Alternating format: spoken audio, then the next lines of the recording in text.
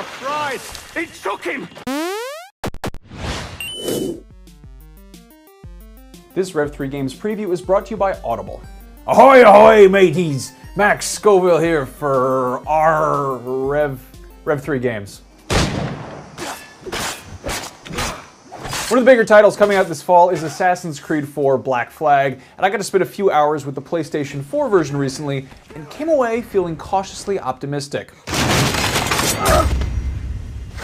While it's a bit unclear how the latest installment is going to fit into the grander scheme of the Assassin's Creed metaverse, really, the main thing to take away here is that you're playing as Edward Kenway, who's the grandfather of AC3's Connor, but more importantly, a pirate assassin. As an assassin, obviously you get usual trappings like a parkour skills and a hidden blade and an affinity for haystacks, but as a pirate, you get to be a pirate in a pirate ship. Of course, you got your own ship in AC3 too, and the addition of naval combat was one of the more interesting things that it brought to the table, so it's nice to see that it's been fleshed out a bunch for AC4. In 4, your ship, the Jackdaw, is not only your home base, but also your means of navigating the huge sprawling map. I think if we're thinking in classic game terms, the ocean is the overworld with the islands being dungeons. Smaller islands might contain treasure chests and loot and animals to hunt, while mid-sized ones will have small settlements and bad guys to fight and so forth. And the biggest ones, meanwhile, like Nassau, will be full-blown cities to explore with jungles attached.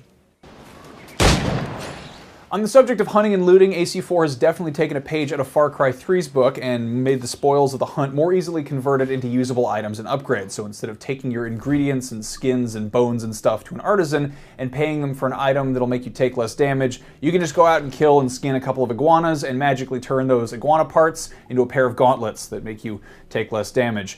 Ship upgrades, meanwhile, are done through a harbor master, and all of the stolen rum and sugar and materials can be sold there and then, put towards upgrades and repairs. It'll be interesting to see how people take to the naval portions of the game because, as you'd expect, in a pirate game, there are a lot of them. One new feature is the spyglass, which can be used to identify the level of an enemy ship, like how strong it is, as well as the cargo it's carrying. Seaborne combat is similar to that of AC3, but with a few changes that do speed it up a bit. For instance, after weakening an opponent's ship with your main cannons, you'll still want to hit the weak spots with your swivels, but that's now done by keeping a steady aim until a little reticle lines up with your target, and then hitting an appropriate cue as opposed to this kind of frantic free aiming that you had to do in the previous game. A much more exciting addition is the ever-present option to board ships after you've incapacitated them, killing crew members until they surrender and relinquish their precious rum and pirate booty. While there is fast travel, players will still spend a lot of their time cruising around in a ship, because it's a pirate game, as you'd expect. And while its speed, durability, and firepower can all be upgraded by collecting supplies and visiting the harbor master and so forth, it is still a big wooden boat, and that is a far cry from parkouring up the sides of buildings and bounding across rooftops, which, last I checked, is kind of what Assassin's Creed is known for. However, there is now the addition of swimming, and while it'd be cool if the entire ocean floor was explorable, that's pretty impractical in a game of this scale, so instead there are specific areas that can be accessed once you have a diving bell for your ship, which can be unlocked in the story mission. I didn't actually get into the diving sequences myself, but it seems like an interesting dynamic where the hunter becomes the hunted, and Edward must kind of sneak around underwater, avoiding sharks in kelp forests and hiding out, all the while making sure that he has enough air by ducking into air pockets. There are, of course, forts in the game, which can be captured for monetary reward and control of the map. And there are also plantations now, too, which, when you capture them, you get kind of sugar and supplies and stuff. And they're also laid out differently because they are, plantations. There are trees and stuff to hide in versus just forts, which are forts. Infiltration of these areas feels pretty similar to Far Cry 3 with central alarm bells, which can be stealthily deactivated to prevent more reinforcements from coming in and attacking you. And if you pull off a raid without being detected, it'll earn you a bit of a bonus. Now, while it probably won't have a huge effect on this Assassin's Creed, there is a feature that could show some promise for the future. It is a feedback option. After completing each mission, you can rate it on a scale of 1 to 5 stars, giving Ubisoft an idea of how much you enjoyed that specific stretch of gameplay.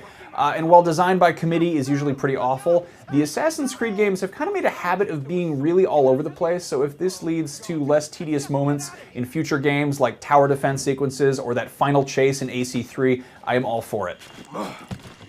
Aside from the gorgeous, colorful visuals, probably the best thing AC4 has going for it is that the whole map is free to explore from the get-go, instead of having large chunks of it locked off until the story is completed, or, you know, punishing exploration with desynchronization. Beyond that, thanks to the increased power of next-gen consoles, I was playing on PS4, like I said, you won't be tripped up by loading screens every 5 minutes. It is not completely seamless, but it is definitely a noticeable improvement. Then again, that is on next-gen. The 360, PS3, and Wii U versions might be another story altogether.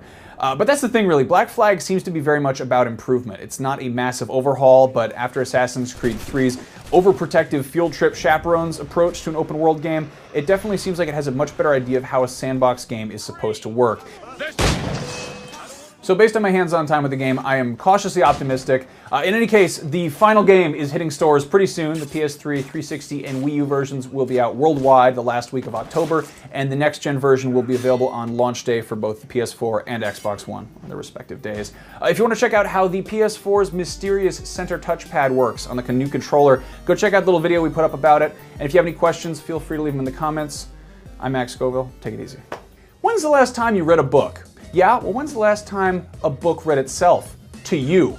Well, if you've never experienced the wonder of audiobooks, you should fix that by checking out Audible. Audible is the #1 source of audiobooks and spoken word entertainment with over 100,000 titles to choose from. And if you head to audiblepodcast.com/rev3games, you can get a free audiobook just for signing up. Want to learn how much it sucked to be a cowboy? Check out the brutal Western epic Blood Meridian by Cormac McCarthy. I highly recommend it.